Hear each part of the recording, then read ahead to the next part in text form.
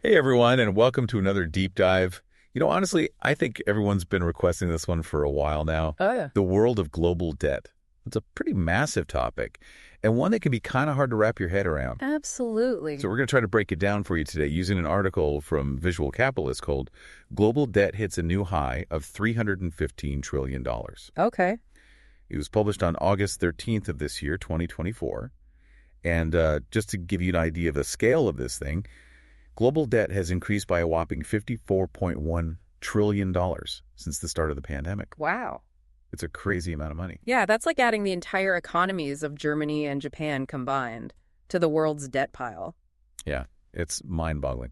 So to help us make sense of all this, we've got our amazing expert here. Hi, everyone. Can you give us a little context on what this global debt stock actually represents? Yeah, so basically you can think of it as one giant credit card bill for the whole planet. Like, we all have to chip in to pay it off in some way. And it matters to you personally because this mountain of debt affects everything. Everything. From the interest rates you pay on your mortgage to the price of groceries at the store. Wow. Okay, so it's not just some abstract number. It actually impacts our daily lives. Exactly. So we're talking about a seriously big IOU note here, and it sounds like it's growing faster than ever. Yeah, the article mentioned that in the first 3 months of 2024 alone, global debt increased by $1.3 trillion. So basically, it's not slowing down at all. No. What's driving this insane growth? Well, a lot of it is pandemic fallout. Governments around the world were spending massive amounts of money on stimulus measures to keep their economies from completely crashing. So basically, countries were taking out payday loans. Kind of, yeah. Yeah. And on top of that, interest rates were super low for a long time, which made it really tempting for everyone, not just governments, to borrow a lot of money. Like when a store has a massive sale, people buy way more than they normally would. Yeah, exactly the same thing happened with borrowing. And now it's like we all went on a crazy shopping spree and we're looking at the bill. Right. Okay, so who are the biggest borrowers in this whole global debt drama? You might think it's governments, right? Yeah, I would have guessed that. But actually, it's non-financial corporations. They hold a staggering $94.1 trillion in debt. Wait, so corporations are in more debt than entire countries? It's kind of wild, isn't it? That is wild. What are they even doing with all that borrowed money? A lot of it is tied up in investments, expansions, trying to grow their businesses. Okay. Some companies have even used borrowed money to buy back their own stock. What? Why would they do that? It's a way to try to boost their share prices, but it's also risky because it creates more debt. So they're basically gambling on the future. In a way, yeah. What about governments? How much debt are they holding? They come in a close second with $91.4 trillion in debt. Okay, so we've got corporations and governments leading the pack. And then there's the financial sector itself with $70.4 trillion.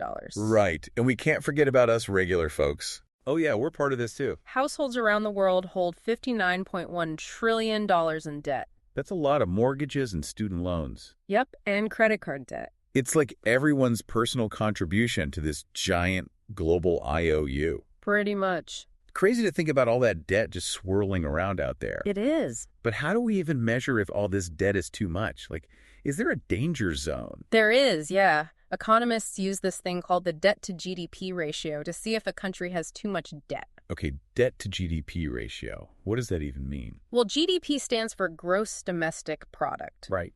It basically measures the size of a country's economy. Okay. So the debt to GDP ratio compares a country's total debt to the size of its economy. So it's like looking at your credit card debt compared to your salary. Exactly. Yeah. If you have a high ratio, it means you're spending a big chunk of your income just on paying interest. And that leaves you with less money for other things. Right, like rent, food, or even fun stuff. So what's the debt to GDP ratio for the entire world right now? It's a pretty hefty 333%.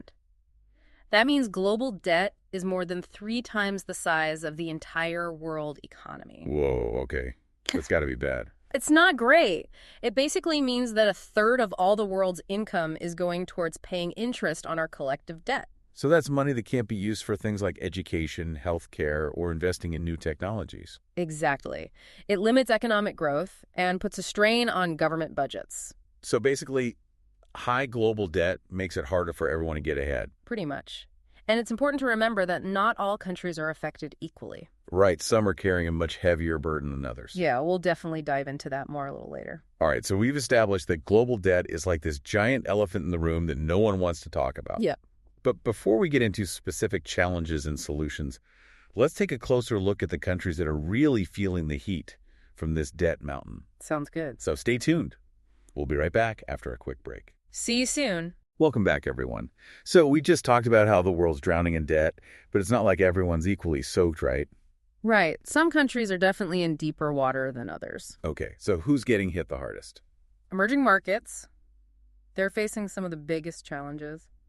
Their combined debt has reached a record $105 trillion. $105 trillion? Yeah, and that's a $55 trillion increase in just the past decade. Wow, that's like adding the entire U.S. economy to their debt pile multiple times over. It's a huge jump, and it's partly because they've been borrowing heavily to fuel their economic growth. Makes sense. They need money to invest in infrastructure, education, all that stuff. Exactly, but here's the catch. As interest rates rise globally, it becomes way more expensive for them to make those loan payments. It's like trying to outrun a tsunami. You just can't keep up. Yeah, it's a tough spot to be in, especially since a lot of these countries are still recovering from the pandemic's economic hit. Right. The article mentioned that about a third of emerging markets haven't fully bounced back yet. Their per capita income is still lower than it was in 2019.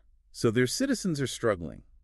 And that makes it even tougher for governments to collect enough taxes to manage their debt. It's this vicious cycle where they need to borrow more just to stay afloat. But then that just digs them deeper into a hole. Exactly. And this isn't just an emerging market problem. It can impact the entire global economy. How so? Well, if a country defaults on its debt, it can trigger a chain reaction leading to financial instability that spreads across borders. So like a domino effect. Yeah, it's a bit scary. So the question is, what can we do about it? Is there any way to actually shrink this massive global debt mountain? Yeah, that's the million-dollar question. What are the solutions here? Well, there are a few things we can try. Some are pretty traditional and others are more outside-the-box thinking. Okay, I'm intrigued. Let's start with what governments can do. One of the most important things is to create the right conditions for sustainable economic growth. So like creating a healthy environment for businesses to thrive and create jobs. Precisely. A strong economy means more people working, paying taxes, and contributing to the country's wealth. Which makes it easier for governments to pay off their debts, right? Exactly. They become less reliant on borrowing. Okay, that makes sense. What about cutting spending? I hear that a lot as a way to reduce debt. It's definitely part of the equation, but it's not as simple as just slashing budgets across the board. So it's about being strategic. Exactly. Yeah. Governments need to prioritize spending on things that will actually have a high return. Like what? Things like infrastructure projects, research and development, renewable energy investments that will pay off in the long run. So focusing on investments that will boost the economy and maybe even save money in the future. Exactly. It's like decluttering your house. You get rid of what you don't need and make space for the things that are truly valuable. I love that analogy. Okay, so we've talked about boosting economic growth and smart spending cuts. But what about the other side of the coin? Taxes. Do governments need to think about raising them?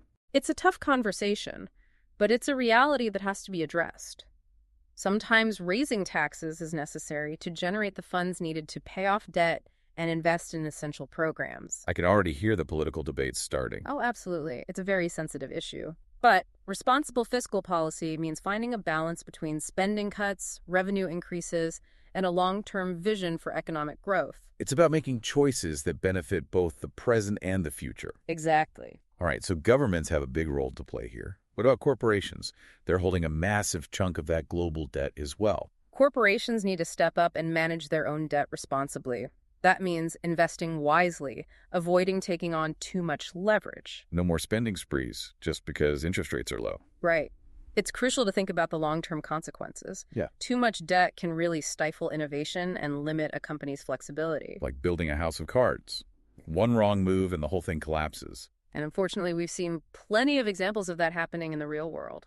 Yeah, it's not pretty. But it sounds like some corporations are starting to get it. The good news is that many are recognizing the importance of sustainability.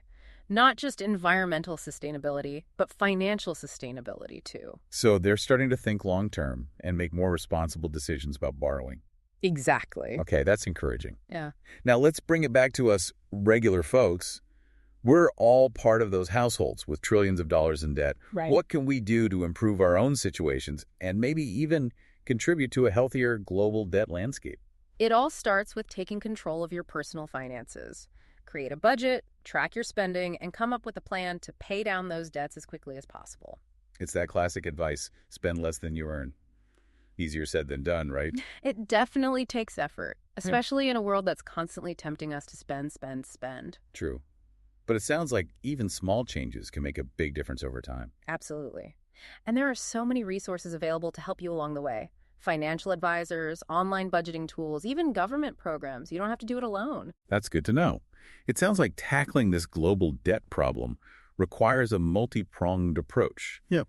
Governments, corporations, and individuals all need to play their part. Exactly. It's not a quick fix, but with responsible actions and a focus on long-term sustainability, we can hopefully create a more stable financial future for everyone. It's like a giant puzzle where each of us has a piece to contribute. I like that. We're all in this together. Okay, so we've covered some of the more traditional solutions, but you mentioned some innovative ideas too. Things that are a little more outside the box. Right, like thinking beyond just cutting spending and raising taxes. Exactly. What are some of those more creative approaches? Have you ever heard of debt for nature swaps? Debt for nature. I'm not sure I have. What is that? It's a pretty cool concept.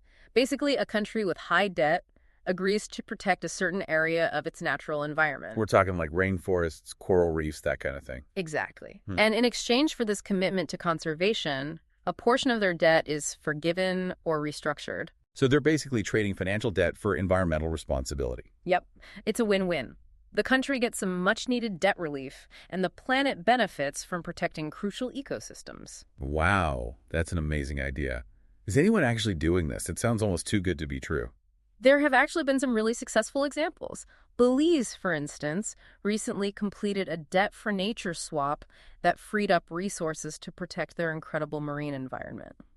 That's fantastic. It's great to hear about these creative solutions that benefit everyone. What other outside-the-box ideas are out there? Another one worth exploring is a global debt restructuring mechanism. Okay, debt restructuring. That sounds a little intimidating. Can you break that down for us? Sure, imagine an international body, kind of like a global mediator for debt disputes. Okay. This body would help countries with really heavy debt burdens to renegotiate the terms of their loans. So instead of just letting them default and potentially causing a global financial meltdown, this mediator could help them find a more sustainable path forward. Exactly. They could facilitate agreements between creditors and debtors, maybe extend repayment periods, reduce interest rates, or even forgive a portion of the debt in extreme cases. I see. So it's like a safety net to prevent things from spiraling out of control. That's the idea. Of course, setting something like this up would be super complex and politically challenging. I can imagine. But it's definitely an idea worth considering given the scale of the problem. Agreed. It sounds like we need to start thinking bigger and bolder. We need solutions that match the size of the challenge. Absolutely. And it's not just about governments and financial institutions coming up with these solutions. We, as individuals, have a role to play, too. So even our everyday financial decisions can contribute to a more sustainable global debt landscape. Exactly. Supporting businesses that prioritize ethical and sustainable practices, being mindful of our own consumption habits, advocating for policies that promote financial responsibility. All of these actions can make a difference. I love that. It's a good reminder that even small actions can create a ripple effect. Especially when we're dealing with big global issues like this one. Right. Every step we take towards greater financial awareness and responsibility helps build a more stable and prosperous future for everyone. Couldn't have said it better myself. Well, there you have it. Our deep dive into the world of global debt. From the scary realities to the glimmers of hope and those innovative solutions on the horizon. We've covered a lot of ground. We have. Yeah. And we hope you found it informative and maybe even a little inspiring. Thanks for joining us. So we were just talking about those debt for nature swaps, right? Where countries can basically get some debt relief by protecting their environment. It just seems like such a smart way to tackle those financial and environmental challenges all at once. Yeah, it's a really cool approach. And it's not just about swapping debt. It's about recognizing that nature has real value and then incorporating that value into how we make economic decisions. So it's like saying, hey, protecting our forests and oceans isn't just good for the planet. It's good for our wallets, too. Exactly. It's about aligning those economic incentives with environmental sustainability. And it seems like it's catching on. You know, more and more countries are looking into these kinds of deals. Really? Yeah, not just for protecting the oceans, but for rainforests, wetlands, even promoting sustainable agriculture. That's awesome. Okay, what about that global debt restructuring mechanism? What would it actually take to get something like that going? Well, it would definitely require a lot of international cooperation and a willingness to, kind of rethink those traditional approaches to debt. It's Yeah. not going to be easy, but the potential benefits could be huge. I can imagine there would be some pushback, though, Yeah. right? Especially from the people who benefit from how things work now. Oh, absolutely. Yeah. There are definitely some powerful interests that want to keep things as they are. But as this global debt keeps growing and the risks of another financial crisis become more obvious, well, the pressure to change is definitely building. It feels like we're at this crossroads, right? We can either stick with the old ways and risk a total meltdown, or we can start getting creative and find new solutions that actually work for everyone. Yeah, you hit the nail on the head. It's time to stop with the short-term thinking and embrace a more holistic and sustainable approach to finance. Okay, so let's zoom out for a sec. Look at this whole debt situation from the big picture. What's the one message you want to leave our listeners with today? I think the biggest takeaway is that global debt is a complex issue, but it's not hopeless. With a little shift in our thinking, embracing innovation, and working together, I truly believe we can create a more stable and prosperous future for all. Well said. It's a good reminder that we all have a part to play in shaping a better financial future, not just for ourselves, but for the entire planet. So there you have it, folks, our deep dive into the world of global debt. We went from the scary realities to those glimmers of hope and some seriously innovative solutions. And we hope you found it insightful and maybe even a little inspiring. Thanks for joining us.